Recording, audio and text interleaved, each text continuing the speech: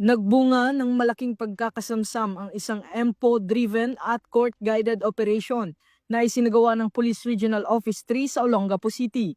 Sa naturang operasyon, nakumpiska ng mga otoridad ang dalawang hindi rehistradong baril, isang fragmentation hand grenade, iba't ibang bala at ilegal na droga na nagkakahalaga ng mahigit 2.2 milyong pesos. Inihahanda na ang mga kaukulang mga kaso laban sa sospek habang nagpapatuloy ang mas malalim na investigasyon kaugnay ng insidente. Ayon kay Pro 3 Regional Director Police Brigadier General Ponce Rogelio Peñones Jr., pinatutunayan ng operasyon ang patuloy na pagsisikap ng pulisya na pigilan ang karahasan at tiyakin ang kaligtasan ng mga komunidad sa Central Luzon.